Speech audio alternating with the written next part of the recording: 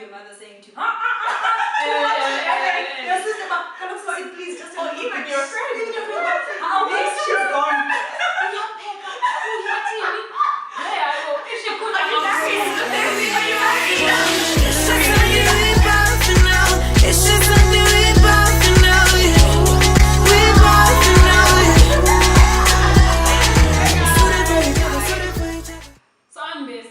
I'm Sihle. I am Sharon. And today we're going to be speaking about... So what we wanted to speak about today is something that's been like a recurring kind of conversation. And the example of it is in a relationship where you tell somebody that whether you're around or not, like, I'll still be fine without you, right? Like, so it's just like the self-preservation kind of system or culture of sort, as being young, independent, strong women who are capable on their own, who don't need a man to sustain them. You know what I mean? Like, so just like that kind of conversation, and we just want to open that up and kind of think about what does that look like when you are in a relationship, or what does that look like when somebody is pursuing you to be in a relationship with you, right? Or even just in the kind of like collaboration or the cumulative advice that you get, even from your aunts, your cousins, your mom, everyone, your friends are like, who has truly get It's not true. You measure. You know what I mean? Like, everything is like, and so you learn to almost like love with measure, but also you don't know what that really looks like. But all you do know is that, and is that even normal in relationship context, right? Because you don't do that with your friends. You're not like you don't do that for your friends. Like, right? Like, your friends in trouble, like, you are there, you are present. You don't have these restrictions or regulations or But the thing is, I think with your friends, you almost feel like there's a safety net, right? Because you're my friend and you're going to be there. So it's like I can overlove you because I'm less afraid or I'm less guarded, right? But I think the self-preservation sometimes maybe isn't self-preservation, but it's truth. So in the sense that, you know, it's I like you, but I don't lose sleep over you. And that's so don't you sleep? That's just not like but it's sleep not being lost, truly. I mean, maybe mental space is being lost because now you're just in my mind. But it's really a sense of I like you and I think you're cool and I think about you, but I think I'll be fine. But why is it important to tell someone that I'm not losing sleep over you? Like, what does that achieve? Why must you communicate that? Because I think it truthfully shows them that I like you, right? So it's being honest that I like you, but it's also ensuring that if this goes south, you know that I'm doing okay. Which is self-preservation. Okay. It is. Really, I mean, it's interesting. I wonder if the person would also say to you, look, I like you, but like, if you're here or not, like, I'm cool. I really, it would sting, eh? It would. It would sit in a different place than the way that you maybe are trying to mean it. It's almost like for you wanting to convince and persuade that person that, listen, I'm strong. I can be there, whether you're there or not. But I think sometimes, like, that thing of discipling out of fear, so if someone has had a bad experience, the person that they tell, the next person that they advise, they're going to be like, in everything we answer you, as long as... Don't give too much. You know? And then it's kind of like, that's the message that gets passed on, but I don't know if it's natural. I don't know if it's...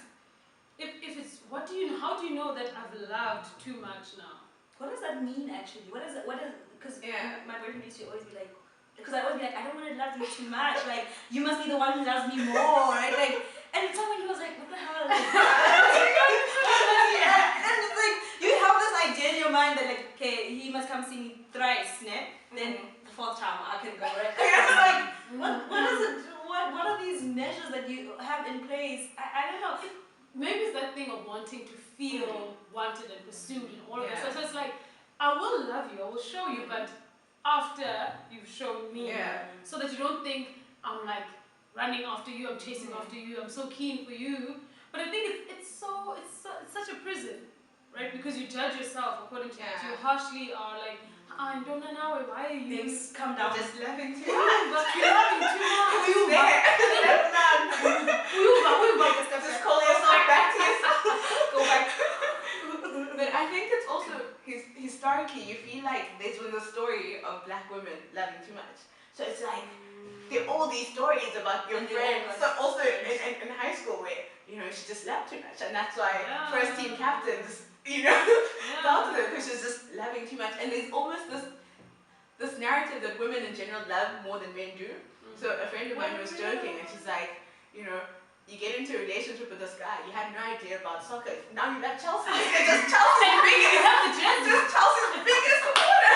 You can't hear people who say they love Manchester. No. I love Chelsea. I'm a girl for Chelsea. And the feeling is that the guy won't do the same. So it's not like now he's just Justin Bieber. Just believe it. It's just about it. So from that place, because women almost feel it's your natural inclination to want to go. It's just like, oh, you love it. I'm there. I'm there. I will buy you tickets for that Chelsea game and wear a t-shirt.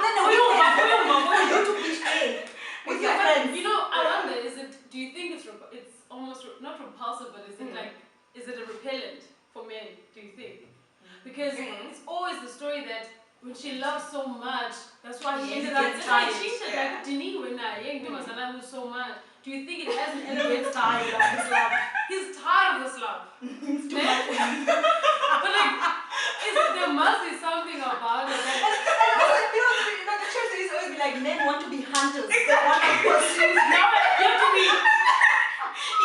I need to be hunted. You need to be a prey just in waiting. He needs to be waiting. And that's why like women will never like. It's always a man who asks out. Like, and when you think about it, when you see pictures of a girl like down, okay, I'm there. You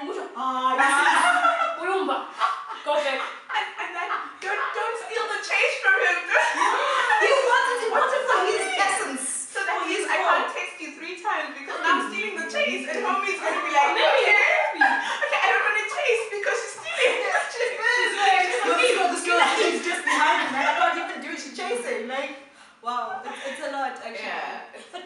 Yeah. But I think all of the themes bleed into each other because, like what you're saying, I never thought that the texting thing is because you also don't, even in the texting, you don't want to come across like I'm pursuing you. You must always know that you are pursuing me because I'm worthy of pursuit. I almost want to convince them that I am worthy of this pursuit. If anything, you should be losing sleep. If anything, you should be, you know what I mean?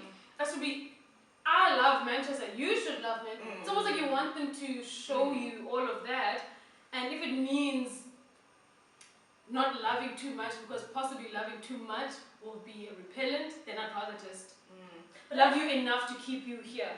But I feel like for me, like not loving too much is like it'll always be more like a in case you like do me gangster, right? Like as I've seen so many women being done, like my life will be okay, right? Like so it's like I'm not like it's almost like I trust you, but I won't be disappointed if you act like how so many men have acted against women. So it's like a self-preservation as opposed to not wanting to repel the man himself, right? It's like even watching the body, my love, I'm educated. I love God.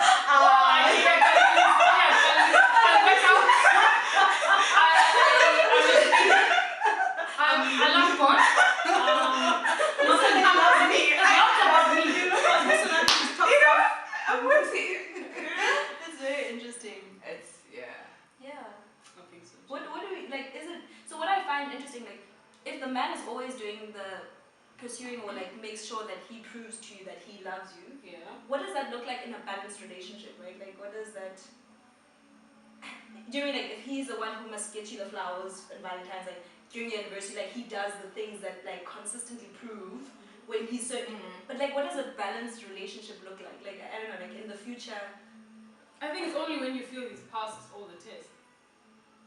And I almost feel Should like be past the test. that when you're married, the concept falls away. So you're not thinking. I don't imagine. I mean, I'm not married, but I don't imagine that in a marriage, like our mothers are thinking, I don't want to love him too much, because I think then you feel like you have a safety net. So even if I'm running at you head first, it's like it feels a lot safer than the whole if you do me gangster and I'm just here like. So now what? One of my friends once said like the reverse happens once you're in marriage. Like so the man's been doing all this pursuing, and when you're in marriage, it's almost like now you have to prove that you're worth all of this. Like whoa.